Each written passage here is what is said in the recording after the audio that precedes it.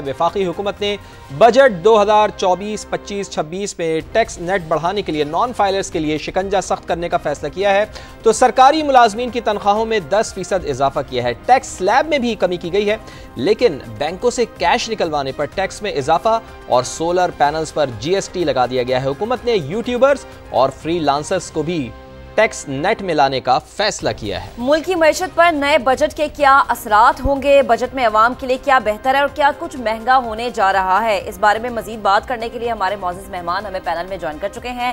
ہمارے ساتھ موجود ہوں گے صدر کراچی چیمبر جاوید بلوانی صاحب، اس کے علاوہ صدر کسان اتحاد خالد کھوکر صاحب ہمیں جوائن کریں گے، اور چیئرمین ہوں گے چین سٹور ایسوسی ایشن اسفندیار فاروق صاحب ہمیں جوائن کریں گے۔ تو ہم اپنے تینوں مہمانوں کو جو ہے وہ خوش آمدید کہتے ہیں، اور سب سے پہلے جو آغاز ہے وہ خالد کھوکر صاحب سے کریں گے، ہمیں اسٹوڈیوز میں انہوں نے جوائن کیا ہوا ہے۔ خالد صاحب السلام علیکم۔ سب سے پہلے تو بے حد شکریہ، آپ نے ہمیں وقت دیا۔ پورا سال ہم نے یہ دیکھا کہ کسانوں کی طرف سے شکوہ رہا، اب جو کل بجٹ آیا ہے اس پہ کیا کامنٹ کریں گے؟ جو آپ لوگوں کی ایکسپیکٹیشنز تھی، کیا اس کے اوپر یہ بجٹ پورا اترا ہے؟ جی بہت شکریہ۔ میں پہلے تو حکومت کا شکریہ ادا کرتا ہوں کہ پورے بجٹ میں کہیں بھی زراعت کا خاص ذکر نہیں ہے۔ اچھا یعنی کہ زراعت کو کوئی اہمیت نہیں دی گئی۔ میں یہ سمجھتا ہوں کہ دنیا میں کوئی بھی حکومت ہو، اسلامی ہو، جمہوری ہو، غیر جمہوری ہو، کوئی بھی ہو، اس کے اولین فرائض میں شامل ہے کہ وہ اپنے ملک کی معیشت کو بہتر کرے اور امن و امان کو بہتر کرے۔ پاکستان کی معیشت کا دار و مدار زراعت پر ہے۔ زراعت بہتر ہوگی تو معیشت بہتر ہوگی، جب معیشت بہتر ہوگی تو خود بخود امن و امان بہتر ہوگا۔ انا للہ و انا الیہ راجعون۔ زراعت ہماری حکومتی کسی بھی حکومت کی ترجیحات میں نہیں رہی، کسی بھی حکومت کی، اور آج بھی کسی بھی چاروں صوبوں کی یا وفاق کی کسی بھی ترجیحات میں شامل نہیں ہے، کیونکہ اس وقت کاشتکاری خسارے کا کام ہو گیا ہے۔ جی یہ نہ باعزت کاروبار رہا ہے، نہ منافع بخش رہا ہے۔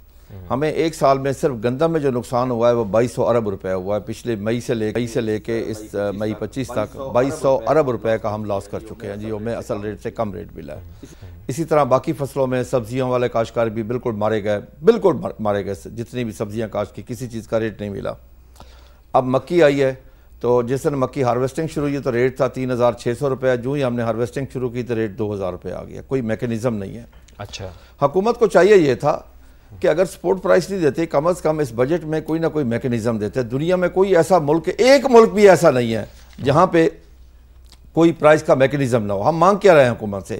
ہم ریکویسٹ تو اتنی کر رہے ہیں نا کہ جو ہماری کاسٹ آف پروڈکشن آپ نے نکالی ہے، جی میں اپنی بتائی ہوئی کاسٹ آف پروڈکشن کی بات نہیں کر رہا، جو ایگریکلچر ڈپارٹمنٹ نکالے اس کے اوپر جو ہمارا حق بنتا ہے، جو انٹرنیشنل تھم رول ہے، وہ 25% پروفٹ ہے اس منافع کے ساتھ، تاکہ کاشتکار جی سکے، وہ اپنے بچوں کو تعلیم دلوا سکے، اپنے بچوں کو کپڑے لے کے دے سکے، اپنے بچوں کو کھانا کھلا سکے۔ آج اس وقت جو صورتحال ہے، نہ کاشتکار کے گھر کے حالات اچھے ہیں، نہ کھیت کے حالات اچھے ہیں، نہ بچوں کی تعلیم کے حالات اچھے ہیں، نہ صحت کے حالات اچھے ہیں۔ اس پورے بجٹ میں جب میں نے سنا ہے ہماری کاسٹ آف پروڈکشن کو کہیں ٹچ بھی نہیں کیا گیا۔ دیکھیں نا، کووڈ-19 آیا، پوری دنیا میں کاسٹ آف پروڈکشن بھی اوپر چلی گئی۔ نہیں تو کیا پاکستان میں کاسٹ آف پروڈکشن زیادہ ہے خالد صاحب، اگر نسبتاً کمپیریٹیولی ہم دیگر خطے کے ممالک سے اگر کمپیریزن کریں اس کا تو؟ جی آپ کا سوال بہت اچھا ہے جی۔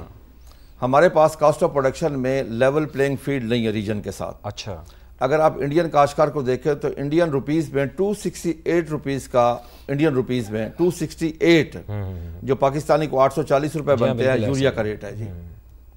ہمارے ہاں وہ 4500 روپے ریٹ ہے پاکستانی روپیز میں۔ وہاں پہ جو ڈی اے پی ہے وہ تقریباً کوئی 4000 روپے کی، پاکستانی روپیز 13000 کی ملتی ہے۔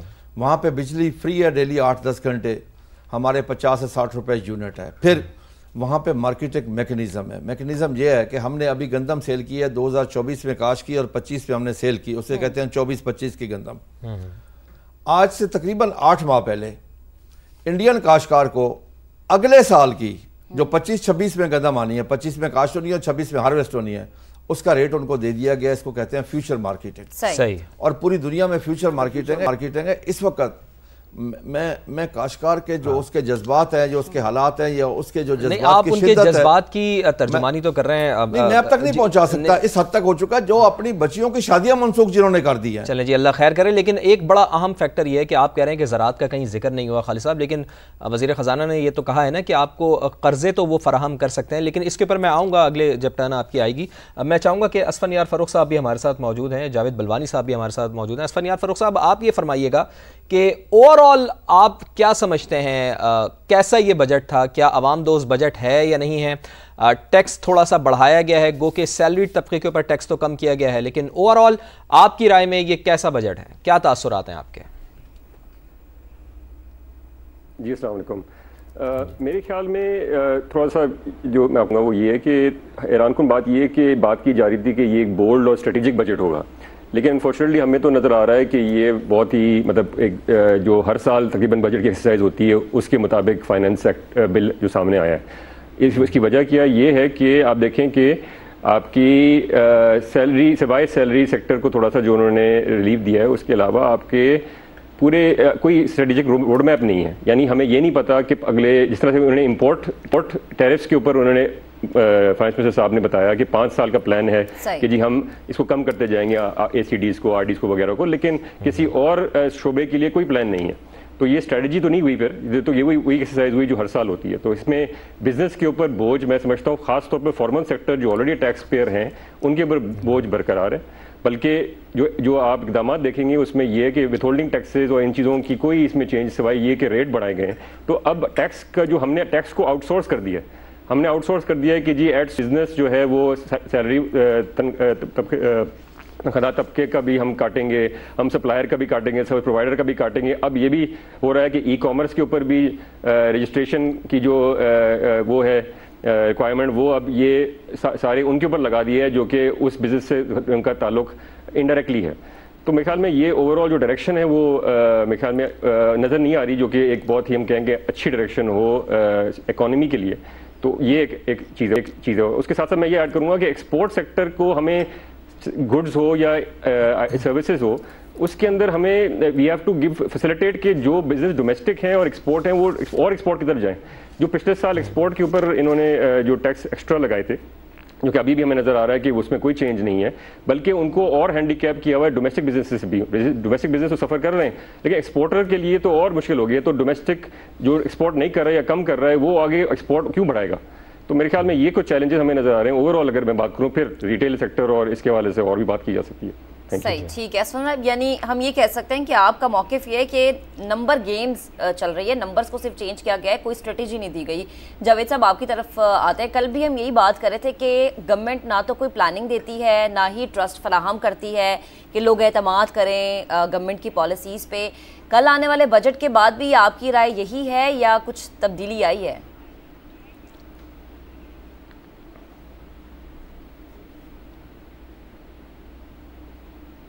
جی جاوید صاحب آپ کا غالباً مائک جو ہے وہ میوٹ ہے، میں چاہوں گی کہ اس کو ذرا آپ سیٹ کر لیں. تو جو یہ بجٹ آیا ہے کل، بہت سارے حلقوں سے یہی آوازیں آ رہی ہیں کہ عوام دوست بجٹ ہونا چاہیے تھا، لیکن ہمیں ذہن میں یہ رکھنا چاہیے کہ آئی ایم ایف کی چھتری تلے یہ بجٹ آیا ہے. جاوید صاحب اگر آپ مجھے سن پا رہے ہیں تو پلیز میرے سوال کا جواب دیجیے گا. جی میرے بھائیوں نے جو بات کی ابھی لیول پلینگ فیلڈ کی اور ایکسپورٹ کے ٹیکس کی بات کی، لیکن بجٹ جو ہے پاکستان کے اندر ایک تو سب سے بڑا پرابلم یہ ہے کہ بجٹ جو ہے ہماری فائنانس منسٹری خود نہیں بنا سکتی، اس میں ڈکٹیشن ہوتا ہے آئی ایم ایف کا.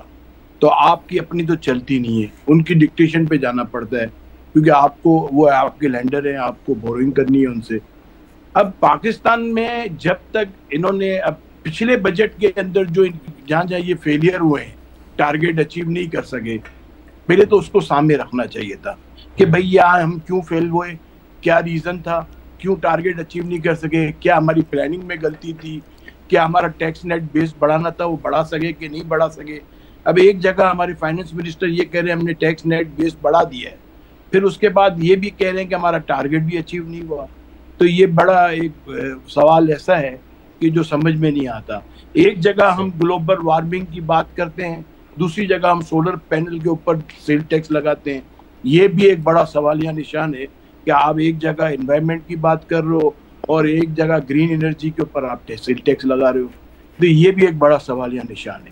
اب ایکسپورٹ سیکٹر دیکھیں آپ، ایگریکلچر سیکٹر ہماری اللہ تعالیٰ رحم کرے، پاکستان کا جو ایگریکلچر سیکٹر بیفور پارٹیشن پورے انڈیا پاکستان کو یہاں سے ایگریکلچر پورے کیٹر کی جاتی تھی، اتنا ایگریکلچر ہوتا تھا ہمارے پنجاب میں.